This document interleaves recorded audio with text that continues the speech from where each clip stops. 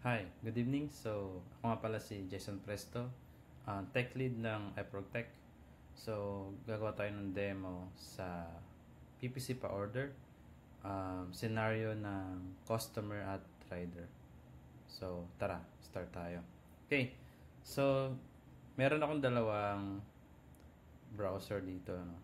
At naka-login yung dalawang type ng account. Dito sa left side ay customer at dito sa right side ay rider. Um, kung titingnan natin, para ma-identify ng user na siya ay customer, dito pala, click niya lang yung menu at meron siya mga uh, option, para mga pages na pwedeng i-navigate. Ganon din sa rider. So, ito yung mga menus. Okay, so si customer pupunta sa my profile at makikita niya nga dito sa part na ito na siya ay nakalagin as customer. Then kay rider naman, my profile, nakalagin siya as rider. So yan. So dito sa dito nila malalaman na ang account nila ay rider or customer. Okay. Okay, ngayon, magta-try na tayo. So, para take ng order or makapag-create order, click lang ni customer itong create order. Then, ito. So, yung first name, last name, and auto-populate na ito sa name, pati yung contact number niya kasi kung siya yung mag-order. Then, dito meron tayong mga list ng mga stores available. Common to dito sa Puerto Princesa. So, let's assume na itong mga riders natin ay alam nila kung saan ito. Nakalagay naman yung mga branches. Chalibir Rizal branch, Valencia, Junction 2. So, kahit almost lahat alam naman kung saan, di ba? So, ayan. Naglagay lang tayo dito ng ayan. So, for example, ito pala meron sa baba, no? So, ito yung aking store, which is pizza. So, kaya nilagay ko rin dyan. So, for example nga, ayan. Dito tayo sa, kunwari, may nag-order ng pizza si customer. So, ito malalagay pala yung branch na kung saan branch. Tapos, pwede tawag dito. Kung alam naman ni customer yung address, pwede niyang mag-edit, no? So like Spaghetti Street, ayan. Tapos dito sa sa pick up details, sa drop off details, kung saang barangay i-drop off yung order. Dito sa pick up kung saan pupunta si rider at mag-order doon. Tapos dito sa drop off kung saan i-deliver. So saang lugar si customer. For example,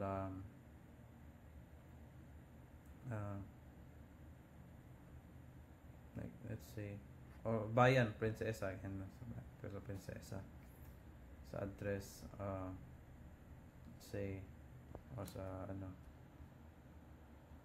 may, pwede kahit saan, basta kung saan yung niya, siya na lang bahala kung ano ilalagay niya. Then kunwari sa order, buy one take one, combo 3, tapos yung flavor niya ay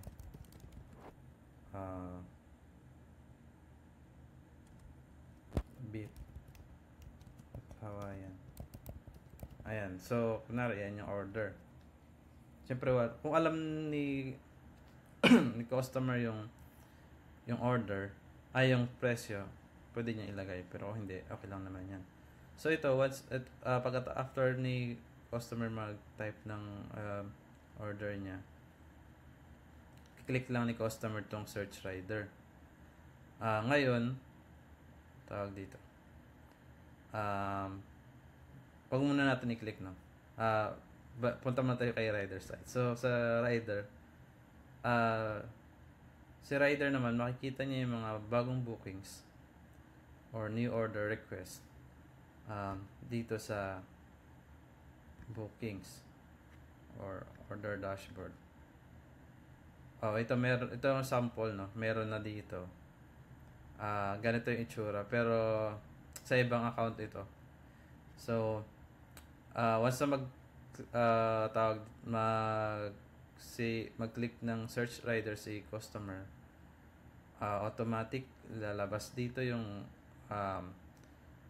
new order at kasabay niyan may email notification sa bawat riders. Sa email nila may magsisend ng new order doon, kasi 'di ba syempre hindi naman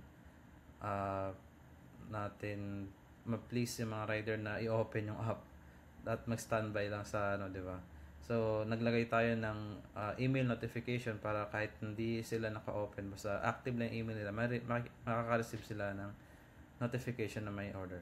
So dahil sabi ko lahat ng rider paunahan niya siya. So dapat mas maganda kung kung nakasubaybay, hindi ko makita niya agad, hindi siya yung mauuna. So ganun yung scenario sa ganitong order booking. So okay, dito tayo kay customer. So si customer magse-search na. So yan, 'di ba? Dito sa page ni customer magkakaroon ng loading, tapos searching for rider. At napansin nyo, no? Lumabas na yung new order. So si Juan de la Cruz, so ito yun. So kung si rider ay malapit lang or gusto niya kunin yung order na to at na-receive niya sa email niya, actually makikita natin yan sa email. Wait lang. Okay, so sa email pala, ganito yung magiging itsura sa email nila. Huwag niyo muna pansinin yung kasi siya eh. So ito, kung mapapansin niyo lahat ng mga emails na to masisendan, at ito yung new delivery order request. Ganito yung itsura na makikita niyo sa email nyo. At ayan, Pickup Store, Caprats Pizza, San Miguel Branch, Sampaguita Street, so Juan de la Cruz. So yan. So pag i-click nila yung website, didiretso sila sa website at pwede na nilang i-login yung account nila at punta na agad sila dito.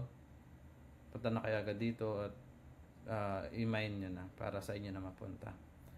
So kunwari ito na yung rider na magma-mine, no? So ka-click nyo lang tong mine.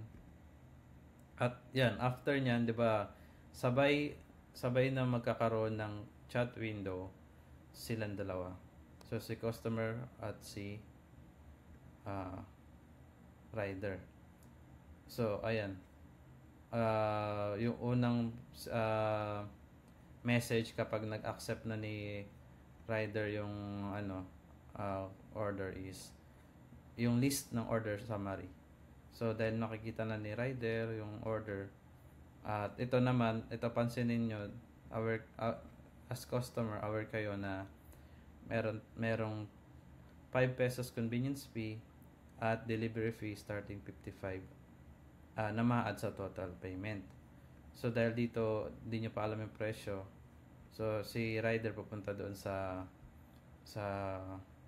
store, like pwede nyo sabihin na 55, so pwede naman sabihin na rider na 55 po DF ma'am.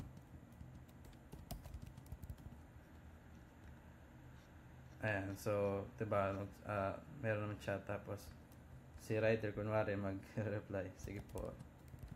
So